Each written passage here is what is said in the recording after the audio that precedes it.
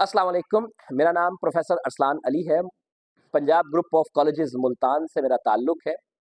आज हम डिस्कस करेंगे कॉमन मिस्टेक्स जो बच्चे अपने पेपर में करते हैं जिनकी वजह से उनके नंबर्स कट जाते हैं। सो कॉमन मिस्टेक्स कुछ हमने यहाँ पे हाईलाइट की हैं कि जिनकी वजह से बच्चों को बोर्ड के पेपर्स में अच्छा खासा नुकसान हो जाता है।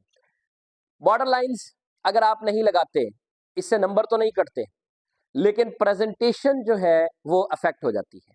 अगर प्रेजेंटेशन प्रॉपर ना हो तो उसका अल्टीमेट डैमेज नंबर्स की सूरत में ज़रूर होता है। रॉन्ग चॉइस, अगर आप क्वेश्चन अटेम्प्ट करते वक्त रॉन्ग चॉइस पे चले जाते हैं, मिसाल के तौर पर जो क्वेश्चन आपको बेहतरीन आता है वो सबसे पहले अटेम्प्ट करना चाहिए, और जो क्वेश्चन आपको बेहतरीन नहीं आता उसको आप बाद में अटेम्प्ट करें। एक सेक्शन स्टार्ट किया है, उसमें आपने 8 क्वेश्चन अटेम्प्ट करने हैं, तो पहले 4 वो होने चाहिए जो बेहतरीन आते हैं। कुछ बच्चे ऐसे करते हैं, पहले लॉन्ग क्वेश्चन शुरू कर देते हैं, फिर शॉर्ट शुरू करते हैं, फिर दोबारा लॉन्ग डाल देते हैं, फिर आगे शॉर्ट का एक सेक्शन डाल देते हैं। ऐसा कुछ ना करें। आपने एक सेक्शन स्टार्ट किया, उसमें 8 पार्ट अटेम्प्ट करने हैं, तो 8 पार्ट अटेम्प्ट करें। उन 8 पार्ट्स में जो पहले आपको सबसे ज्यादा अच्छे आते हैं वो अटेम्प्ट करें, और बाकी उसके बाद।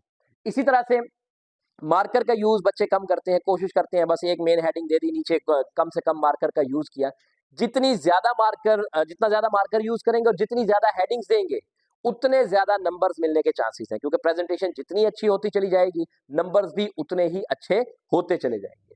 इसी तरह से लेस हेडिंग्स हैं कि बच्चे कम हेडिंग देते हैं। मिसाल के तौर पर एक क्वेश्चन अटेम्प्ट करने लगे, उसमें 8 हेडिंग्स बनती हैं, तो बच्चे ने 3-4 दे के उसने कहा जी मैंने हेडिंग्स भी दे दी हैं और बड़े बड़े पैराग्राफ्स भी बन गए हैं, जिसके नतीजे में जो ओवरऑल इम्पैक्ट है वो अच्छा नहीं पढ़ पाता और नंबर जो है वो कम हो जाते हैं। सो नंबर्स को कटने से बचाने के लिए सारा मटेरियल भी ठीक होना चाहिए, और प्रेजेंटेशन भी अच्छी होनी चाहिए, हेडिंग्स भी प्रॉपर होनी चाहिए, और जिस कदर हेडिंग्स बन सकती हैं उतनी बनी होनी चाहिए।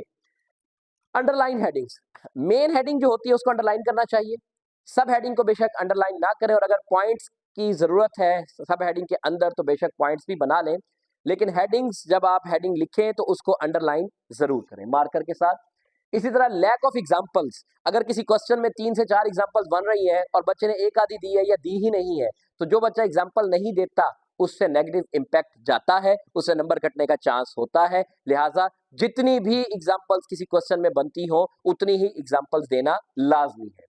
इसी तरह से लैक ऑफ डायग्राम्स, कुछ बच्चे क्वेश्चन अटेम्प्ट करते हुए डायग्राम छोड़ देते हैं। डायग्राम लाजमी बनानी चाहिए, डायग्राम्स की प्रैक्टिस करें। डायग्राम का बाकायदा नंबर होता है, और नंबर में डायग्राम ना सिर्फ बनानी है बल्कि उसको लेबल भी करना है, और डायग्राम की सिमेट्री भी ठीक होनी चाहिए। इसी तरह क्वेश्चन की सिमेट्री ये है कि जिस तरह एक क्वेश्चन आपने स्टार्ट किया है, एंड तक वो क्वेश्चन वैसा ही जाए। ये ना हो कि आपकी लाइंस ही प्रॉपर ना आ रही हो, एक लाइन आधी लिखी हुई है, एक पूरी लिखी हुई है, एक आधी लिखी हुई है, एक पूरी लिखी हुई है, 2-3 लाइनें दरमियान में गैप छोड़ दिया है, फिर पैराग्राफ अगला शुरू कर दिया। नहीं, एक सिमेट्री में बाकायदा एक क्वेश्चन होना चाहिए, जिससे आपकी प्रेजेंटेशन का इम्पैक्ट जो है वो अच्छा बनता है।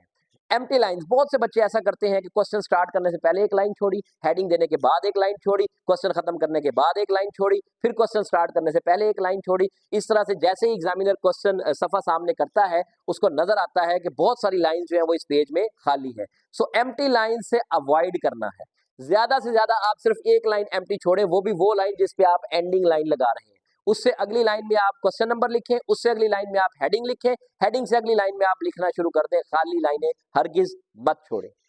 और इसके अलावा इन अप्रोप्रिएट क्वेश्चन नंबर्स, गलत क्वेश्चन नंबर दे के आगे गलत क्वेश्चन लिख देना। यानी कि मिसाल के तौर पर क्वेश्चन लिखना है डिफाइन पॉपुलेशन, और लिख दिया आपने कम्युनिटी, और नंबर दे दिया आपने पॉपुलेशन का, जबकि आप अटेम्प्ट कर रहे हैं कम्युनिटी को या डिफाइन कर रहे हैं कम्युनिटी को, तो इसका मतलब ये हुआ कि आपने रॉन्ग आंसर दे दिया है। चाहे आपका आंसर ठीक भी लिखा हुआ हो, लेकिन नंबर गलत होने की वजह से वो क्वेश्चन क्रॉस हो जाएगा। इसी तरह से एंडिंग लाइंस है, जैसे ही क्वेश्चन एंड हो एंडिंग लाइन जरूर लगाएं, प्रॉपर लगाएं, ताकि एग्जामिनर को पता चल सके कि यहां पर ये एक क्वेश्चन जो है वो कंप्लीट हो चुका है। इसी तरह से सीक्वेंस, कोशिश करें कि जो आपके क्वेश्चंस हैं वो सीक्वेंस में लिखें। क्वेश्चन नंबर 1 एमसीक्यूज है, क्वेश्चन नंबर 2 में से अगर आपने पार्ट्स अटेम्प्ट करने हैं तो जितने पार्ट्स भी आपने अटेम्प्ट करने हैं वो क्वेश्चन नंबर 2 के सेक्शन में कंप्लीट करें। उसके बाद क्वेश्चन 3, 4, 5, 6, 7 ऐसा ना हो कि क्वेश्चन नंबर 2 लिखा आपने, आगे 4 शॉर्ट क्वेश्चन अटेम्प्ट कर लिए, फिर क्वेश्चन नंबर 3 कर लिया, फिर क्वेश्चन नंबर 4 कर लिया, आखिर में जाके दोबारा क्वेश्चन नंबर 2 लिखा, फिर 2-3 पार्ट्स उसमें लिख दिए। इससे आपके चेक भी हो सकते हैं और चेक हो भी सकते हैं, नंबर मिल भी सकते हैं, लेकिन ज़्यादातर चांस ये होता है कि इसमें आपको नंबर्स के हवाले से डैमेज हो जाएगा। सो इन चीज़ों का ख़ास ख़याल रखना जो है वो लाज़मी है। ये चीज़ें बेटा अगर इन एरर्स को आप कंट्रोल कर लेंगे तो एक अच्छा पेपर अटेम्प्ट किया जा सकता है। शुक्रिया।